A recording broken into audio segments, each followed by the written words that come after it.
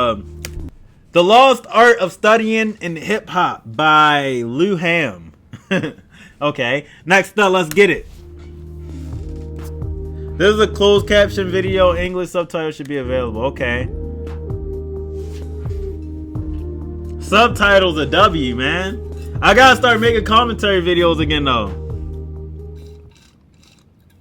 To be completely honest, I think hip-hop criticism is in a weird state right now. In all my time on the internet hearing the various arguments on why current gen musical figures aren't as good or why this generation is trash, always boggles my mind because I feel it always comes with unnecessary anchoring or rose-tinted vision. Whether it be artists being all about algorithms and streaming numbers, rappers not saying anything in their songs anymore, sampling ruining hip-hop, female rappers being too provocative. Oh, wait. You get the point. Most of the time... Right. All of them points are pretty ignorant in my opinion because all the female rappers are provocative. That's an incorrect statement. Not all of them are. The ones that you see are. Nobody's rapping about anything no more. What he say? All about algorithms and streaming numbers, rappers saying nothing in songs no more. That's not true. They don't say nothing in the songs you listen to no more. You feel me? Like, it all comes down to what you're engaging in. You feel me? The current generation is the problem. And failing to acknowledge most of these systems rather being symptoms of the increased control in the music industry or the shifting of the culture as a whole. And I did not have enough time to unpack that in a video. So I want to do something different. In all of these unpopular opinions or hot takes about these new artists right now, I don't see this question being brought up that much. Who out here is still studying? There comes a quote from an artist named Ethan Becker that's, you don't know how to create something on a professional level if you've never seen something on a... Wait a minute! That's a fire quote. Stuck with me in the past few years. The point within that context was to constantly reference professional artists in order to develop an appealing style of your own, aka the basis of master studies. This introduction to this concept opened my eyes into just how much more is put into working on one's craft, the amount of reps and time taken to break into that master level. And while this type of studying isn't as... That's just like, if you're a basketball player and you want to be the nicest out, there's no way that you're going to do that without watching the NBA player. You feel me? Like, imagine a nigga wanna be like, oh yeah, I got the best handles. He ain't never watched Kyrie Irving dribble a ball a day in his life. Like, bro, what moves are you doing, bro? You just, like, come on. Displayed at least in the world of hip hop. I mean, obviously Kyrie ain't the only nigga that's doing them moves, but like, y'all get what I'm saying. You can tell who's went out of their way to learn and improve from those who've come before. So I wanted to take a few artists in today's climate to examine and analyze what separates the good and great. That's crazy because by just this, I don't know who this is, but I could tell this is Dolce and this is Tyler, the Creator. Take a few artists in today's climate to that's probably Kendrick, actually. Examine and analyze what separates the good and great, as well as some of the measures taken for them to get there. And these concepts can also be applied to any medium you're thinking about. So with that being said, let's get into it.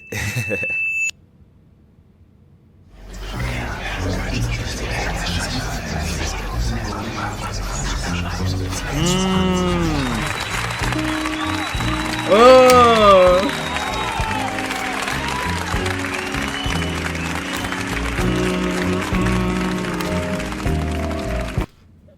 25 is top 5 funniest numbers for real. Hey yo, what the fuck? What that's supposed to mean? Like, so initially I was going to start off with Kanye, but with everything that's happened in hip-hop this year, I feel that Kendrick would have been a better starter. In this beef alone, Kendrick demonstrated some of the purest and most authentic displays of artistry throughout the whole beef. Off the rip in his career, he listed rappers like Nas, Ice Cube, Tupac, and etc. And each of these influences can clearly be heard throughout the diss tracks that followed the spring. However, I didn't anticipate GNX coming out.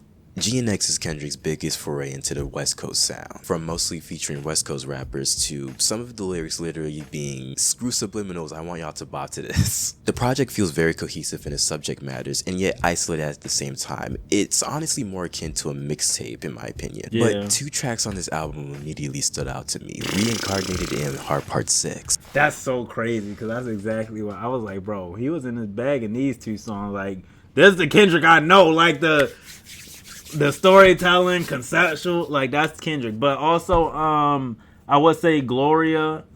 That one didn't stick out to me my first listen, but that's one of like that one is really what he got in like a concept type shit. Man in the Garden, he was rapping about some real shit, but yeah. Starting with the former, the Tupac sample sort of speaks for itself. For me at least, it's not the lyrical content, it's not even necessarily the song structure, but the cadence and energy that Kendrick exudes throughout this instrumental. You like when you hear that song, you got like it's no way. If you don't think about Tupac, you probably just never heard Tupac. Like you can't listen to Tupac and hear that song and it just don't remind you of it. That's kind of impossible. Someone who, to be honest, has never really listened to Tupac up until very recently. From the stuff I've heard, from the interviews I've seen, from my observations of what the culture thinks about him as a figure, K-Dot's delivery and emotions feel very in line with how profound and nuanced Tupac's art is to this day. This track also comes in direct contrast to the Stunt Drake pull with Taylor Made Freestyle, which not only started with a Tupac AI verse, which is disrespectful on so many levels, but it was lazy too. I actually refused to listen to this diss until making this video, and it's painfully obvious that the AI is just using Drake's flow. A genuinely serious move to put words like, bro, you didn't even try. You didn't even try to like make it sound real. Obvious that the AI is just using Drake's flow. A genuinely soulless move to put words in his mouth, which promptly became the driving force for Euphoria, and you know the rest. With Heart Part 6, it's a significantly more reminiscent track, talking about the early days of TDE, Black Hippie, and Kendrick's come up. In the first verse, Kendrick cites Ab-Soul as his inspiration that he studied to define his pen. If you don't know who Ab-Soul is, just listen to Soulburger and then it'll all make sense. In the same song, however, Kendrick also mentioned Schoolboy Q, from not even rapping to using TDE's roster as fucking yeah. He used TDE roster as an inspo to learn. I think he said something about like he didn't have a place to sleep and shit. Inspiration to learn. And even in an Ab-Soul interview, he says that learning from the studio low-key inspired the name Schoolboy Q. There are multiple interviews to reference where Q and Kendrick's brotherhood allow Q to succeed, and it brings up the importance of camaraderie and friendly competition. For my first calculus class freshman year, I made some really good friends from joining their study sessions. Shout out to y'all. I know y'all are watching. All of us were in different levels of understanding the material, but whether it be cramming for an exam the week of or just spamming practice problems after class, every one of us made sure we'd be straight to pass. I'm making this sound like a award. My point is, having a group of people whose goals and ambitions genuinely align with yours makes every part of your development as an artist. That's why I'm trying to build this community, man. I'm gonna hit you up too, my nigga. We gotta grow on this YouTube shit. Artists, people whose goals and ambitions genuinely align with yours, makes every part of your development as an artist easier. Keeping motivation or just friendly competition amongst each other helps to push your abilities farther than just duking it out alone. So, I've talked about Tyler a few times before on my channel, specifically in regards to his metamorphosis of his public perception and attention to detail. While I talked about the various changes he made to his work with the album Flower Boy, I never really mentioned any of the measures he took to get there. In Flower Boy: A Conversation, Tyler spends the first few minutes talking about some of the preparation for this project, citing the studying of different pop aspects in the club and etc. However, his installment in the Rap Caviar Hulu series brings more context to this. Tyler cites the listing of all of his songs to that point, only enjoying 3. I wrote a list down of every song that I'm put out, and I said, damn, I have 3 good written songs from my first 3 albums only. I said, okay, let's change this.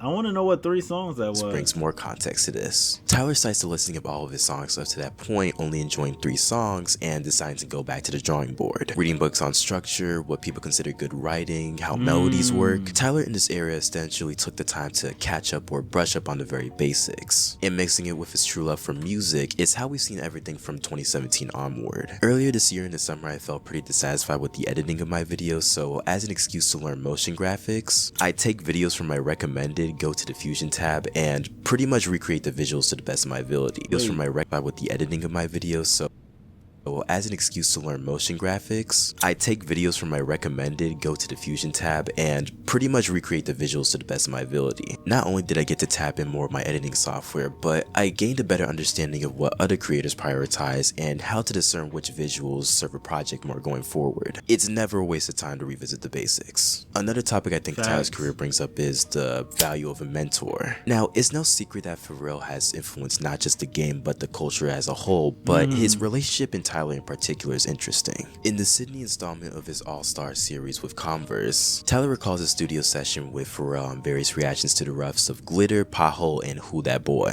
in which the latter unlocked the reaction in everyone but T, and Pharrell proceeded to spend an hour giving him game that he didn't fully understand at the time. And honestly, that's one of the biggest perks of having a mentor in general. Though I did mention how having a group with similar ambitions can be a major factor within your development, having a singular figure with that much more experience and wisdom can give you advice and blueprints that you may not be able to fully understand. Especially nowadays with how many free resources you can use to learn different mediums, having that relation can also maintain your discipline. And I think the next artist perfectly encapsulates that principle, but first, let me just take a water break.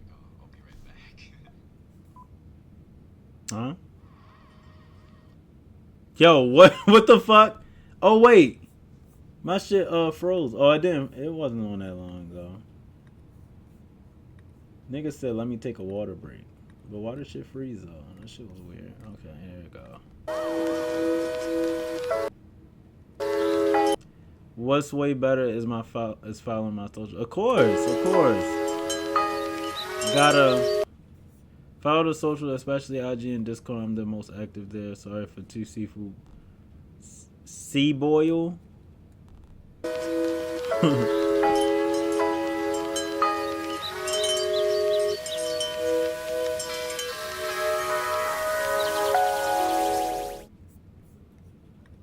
So my introduction to Doechii wasn't from any of her music, but from a TikTok showing one of her old YouTube videos. She was also musically very skilled, but I sort of put her at the back of my head to look for in future reference. And then she held a live alligator on camera. Doechii's spotlight in a way feels comically cliched to some, with the sudden pushing, multiple Grammy nominations, cosigns from some of the best to do it in the culture, and with an unwavering sense of hunger in the game, all before a major studio album. In a world where albums are only promoted for a short time and fizzle out, the presence of a proper promoting of an artist feels unprecedented to some, for some reason. Alligator Bites Never Heal is an alley-oop of a project with as much effort and vibes, and her biggest asset by far is her attention to detail. In her Rolling Stone interview, she explains the ending to one of her standout tracks, "The Now Is a River." So at the end, she enacts this like breathing exercise, right, almost akin to like hyperventilating if you listen to it for the first time. And she explains this as a beatboxing style inspired by Dougie Fresh. Yeah, I peeped that. I can't do it right now, but yeah. Like, when was the last time you heard any mainstream rapper solidly reference beatboxing? That is true. There's more intricacies in the lyrics throughout the mixtape, but what Bro, and the thing is, if you listen to her Tiny Desk, or actually nah, fuck that. Any performance from Doechii has hella references from it. And that's something I noticed by reacting to her Tiny Desk. And then it carried on when I looked at her Camp Flognaw shit.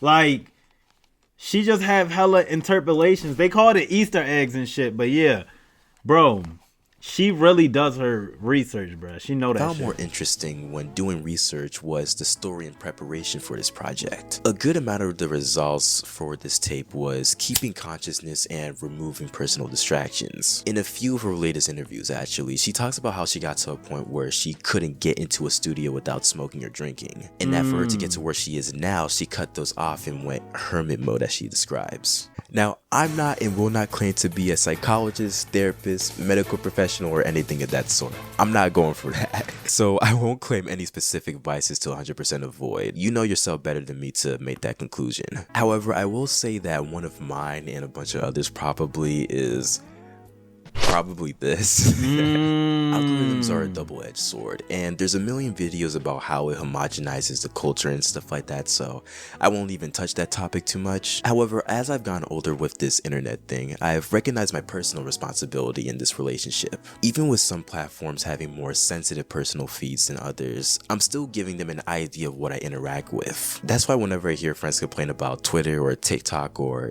insert toxic app here, I always direct them to the not nah, dead ass. about Twitter. I'm still giving them an idea of what I interact with. That's why whenever I hear friends complain about their disability much. However, as I've gotten older with this internet thing, I've recognized my personal responsibility in this relationship. Even with some platforms having more sensitive personal feeds than others, I'm still giving them an idea of what I interact with. That's why whenever I hear friends complain about Twitter or TikTok or insert toxic app here, I always direct them to the not interested button. Because how do you let an app take up your screen time and you still hate it? That's just foolish. At least filter out your feed to make your experience more enjoyable, or delete the app too. All of this is rotting our brains. The awareness to completely reset her mindset for her being and for her art is probably the biggest contributor to the final product. Now, while this sounds drastic to some, we live in a world where even leaving Instagram for like a week stresses people out. The constant need to keep occupied with anything, even if we forget what we just— It's literally FOMO.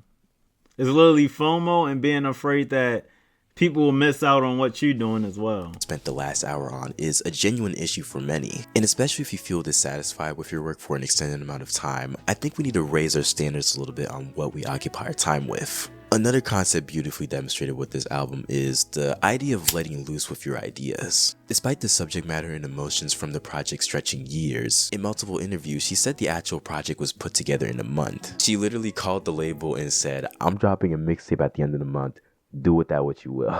With the mixtape and hip-hop being free from the bounds and expectations of full albums, along with the introduction of her Swamp sessions, I'd imagine this period of time also served as a release of baggage of sorts. As artists, sometimes we tend to dwell on certain ideas for maybe longer than they'll serve you, and I relate to this 100%. However, I had to— Man, if anybody could relate to that, it's fucking me, man. That's so real. Lies whenever I put a piece of work out, it's out of my control on how the world perceives it at that point. What is in my control is how much I'm willing to let out, how much I'm willing to release this idea from my mind. Because sticking to certain ideas for too long causes stagnation, especially if you aren't even ready to execute that idea yet.